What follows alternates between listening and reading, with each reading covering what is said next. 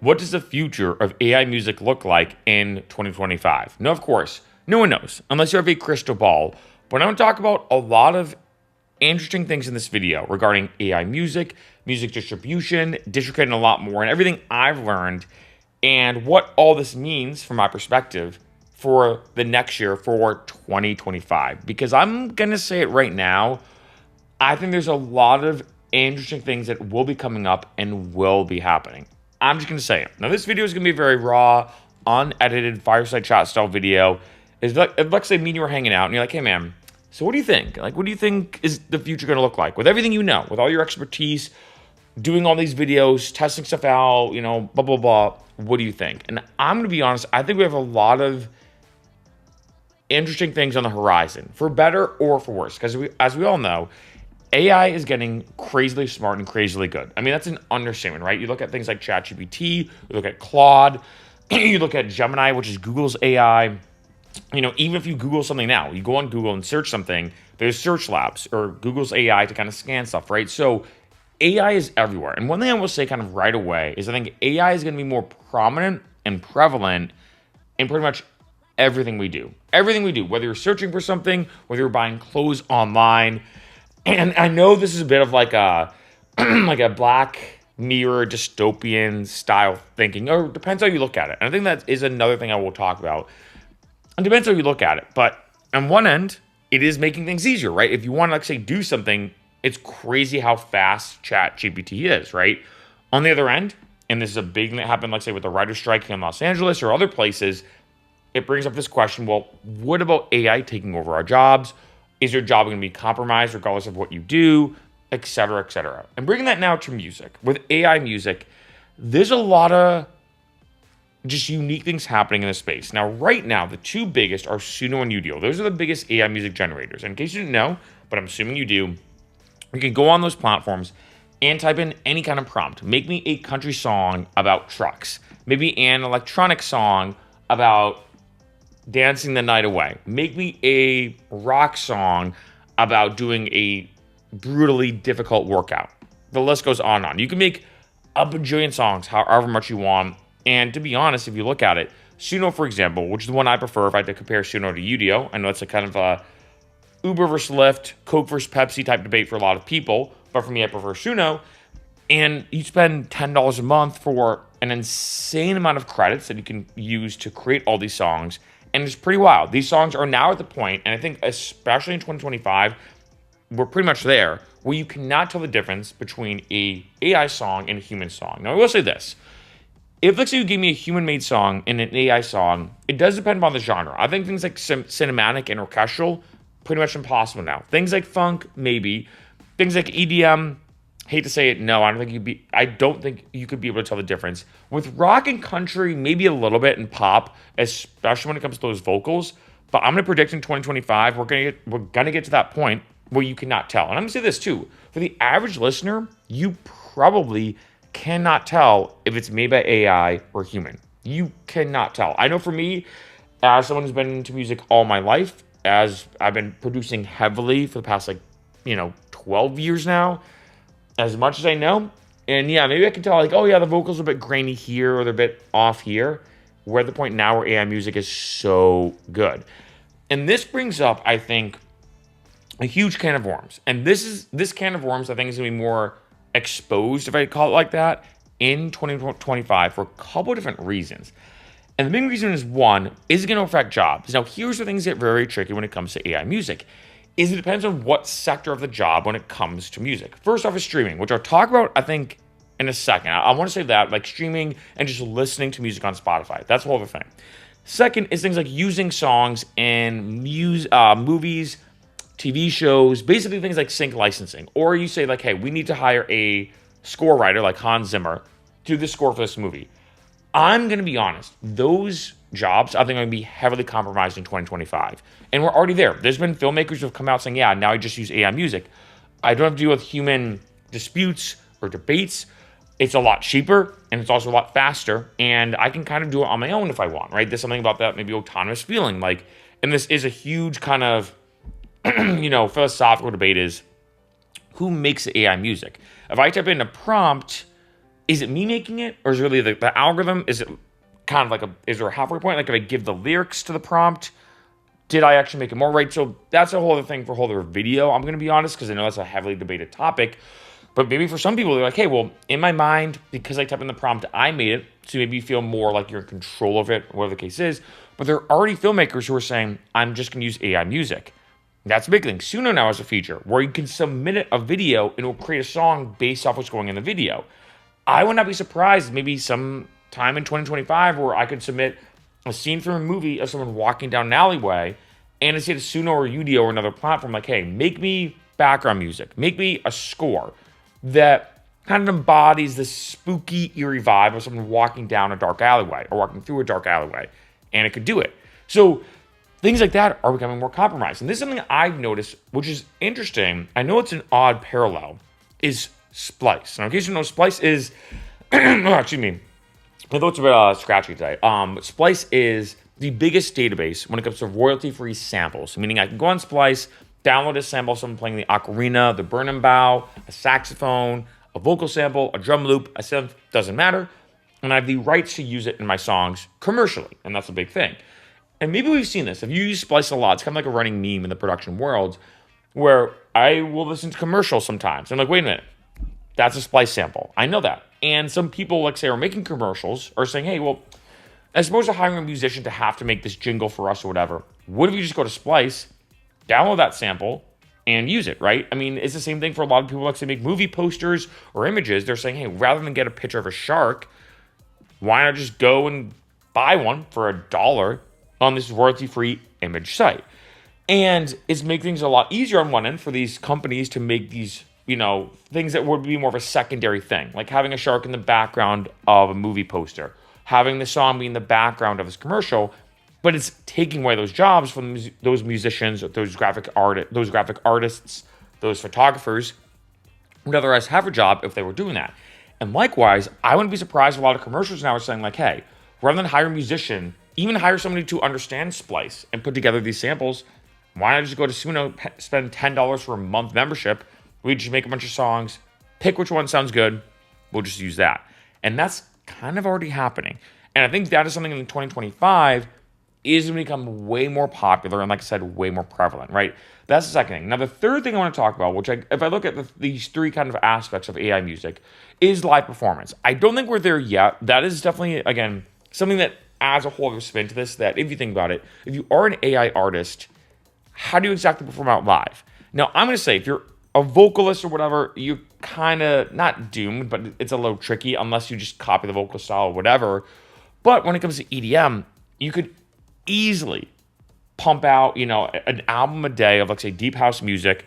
You promote it as a deep house artist, and then when you go to perform out live, you just DJ it, right? And one, I think, interesting thing if you look at production versus DJing, which is a whole, like, kind of interesting, not debate, but versus thing, where you look at, like, the pros and the cons and the unique things behind each one. And I will say they're both very unique skill sets. There's some great producers who are not good DJs. There's some phenomenal DJs who are not good producers, right?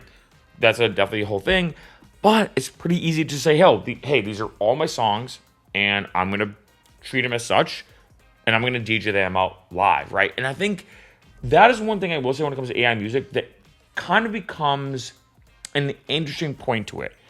And that brings me back to the first point of streaming. Now, in case you didn't know, I did a video where I talked about basically a statement that DistroKid gave me when I emailed them about AI music.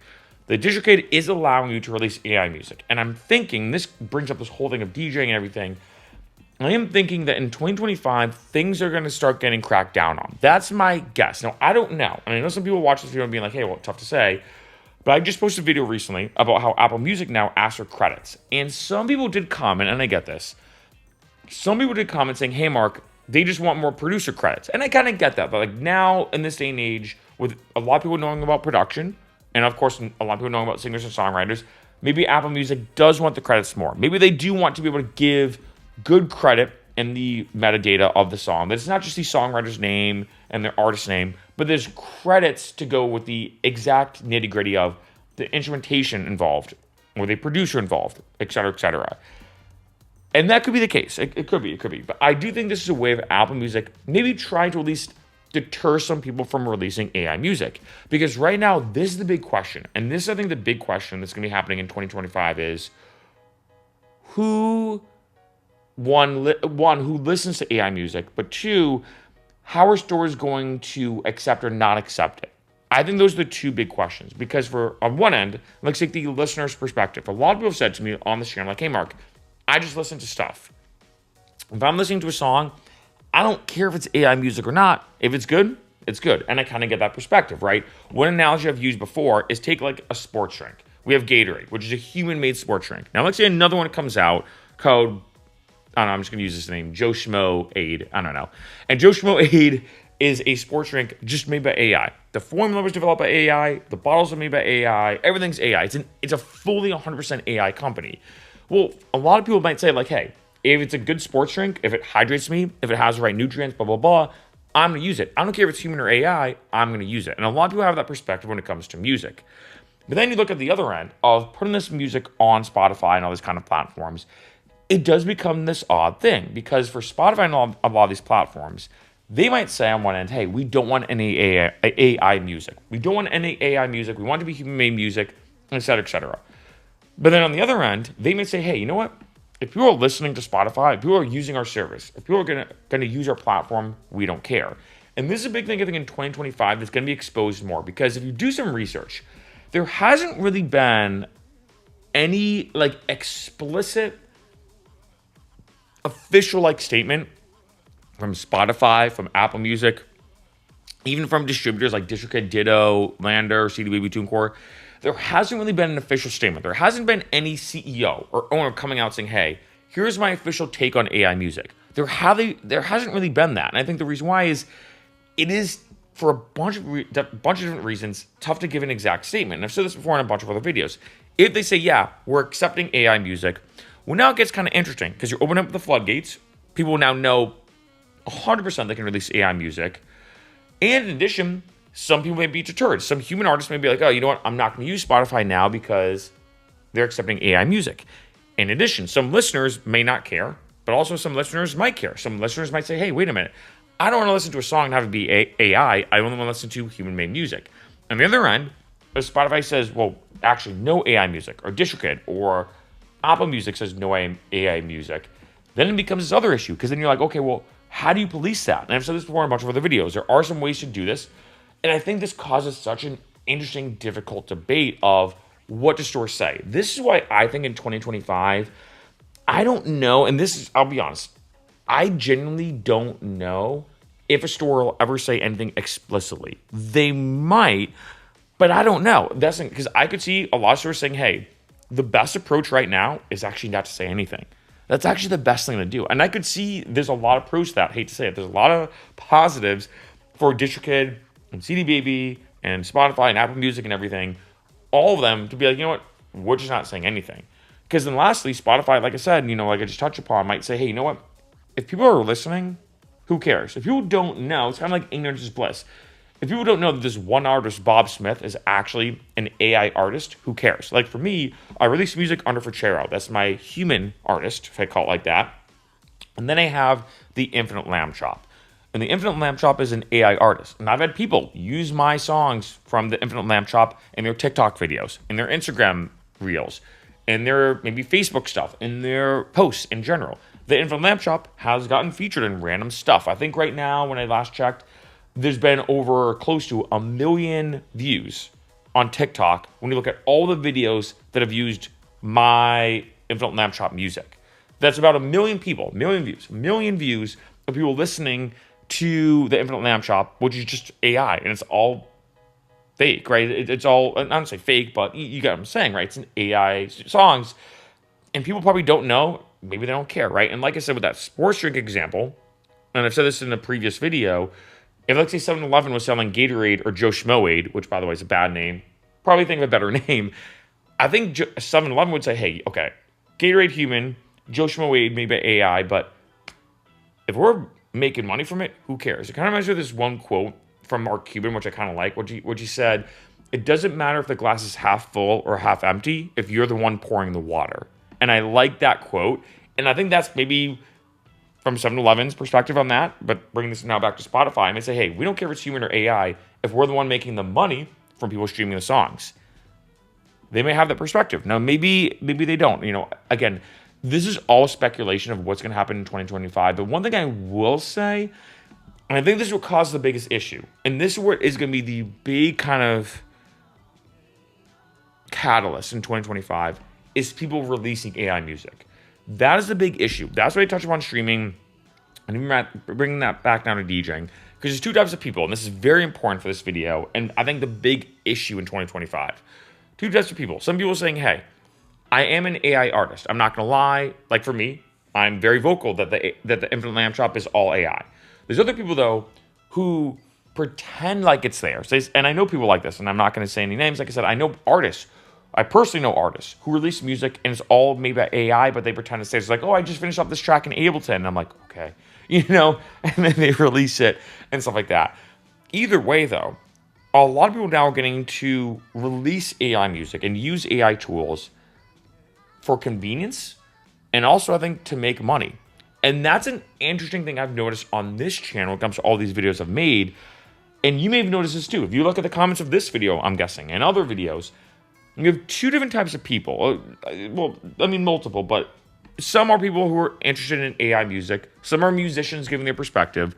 Some are producers, right, as well, giving their perspective. But a huge new following that I've gained from this channel is making money with AI music.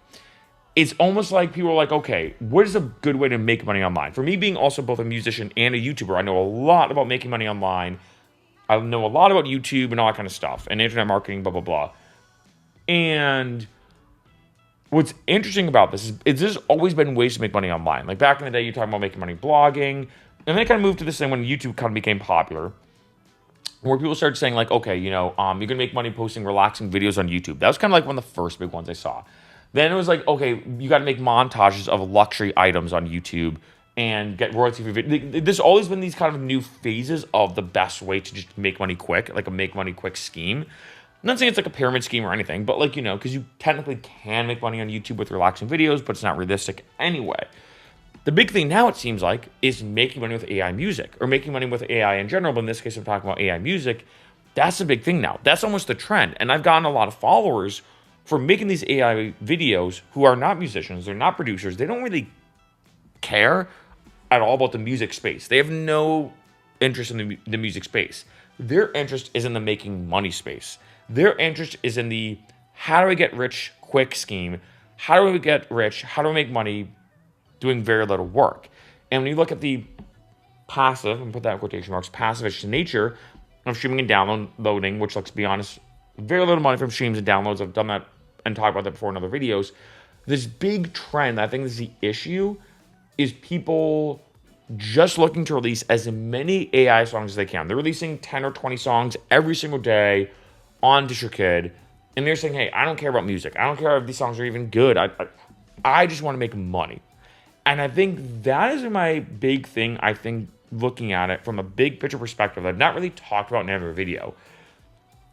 The big picture perspective of why I think a lot of stores are starting to crack down. Not saying this is right or wrong, but if, let's say you are a musician and you use AI once in a while and you're releasing AI songs because you're really invested in the technicalities. I'm not saying it's right or wrong, but maybe stores are like, okay, well, they're a musician. They understand what goes into this. But if you're someone who's like, hey, music's music. I don't know anything about anything when it comes to music. I'm just going to release 50, 100 songs a day, for example. Although maybe Spotify might crack down on that, but I don't know.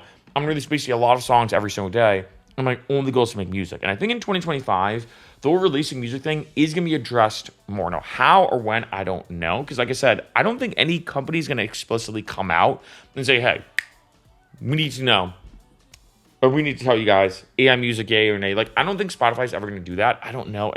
That is tough to say because I feel like, if anything, the stores are just better off being quiet. But I think with releasing music becoming the next trend of people trying to make money online, it does kind of hurt the human musicians who are doing it for the craft, right? And I think that is the issue. And YouTube has cracked down, for example, when it comes to people making money or trying to make money from relaxing music. There was a trend, like I said, talking about relaxing music or relaxing videos. where people are uploading like crazy 10-hour clips of rain sounds or sleep sounds or ambient sounds or relaxing sounds. YouTube cracked down on that because they're saying, hey, you're uploading all these videos that take 2 seconds to make. You're not any different than these other videos.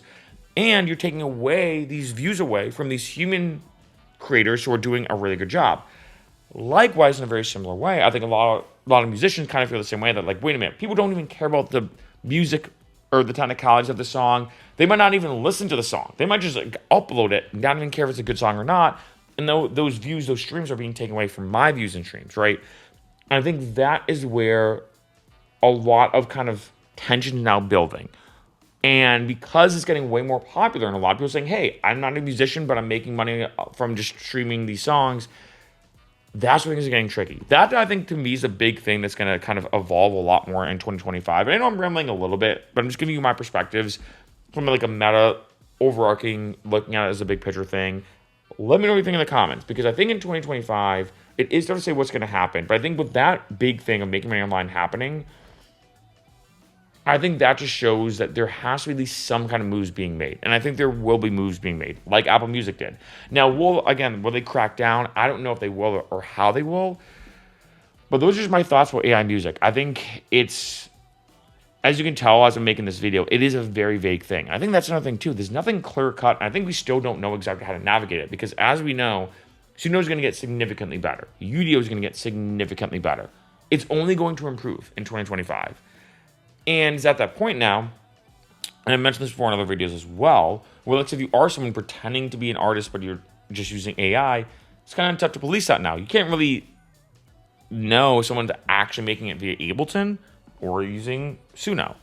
We don't know now. And with a lot of people getting into this just to make money from it, I could see a lot of stores really wanting to crack down on that.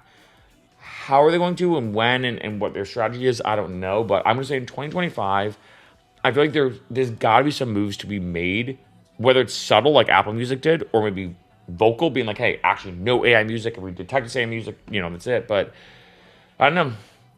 I'm going to be honest, I really don't know, because I feel like it's such a whirlwind right now that if you look at, I think something like about 50,000 songs on average every day are uploaded on Spotify. Those views and those kind of streams and everything do directly take away from human artists. And I know a lot of human artists might say, hey, you know what?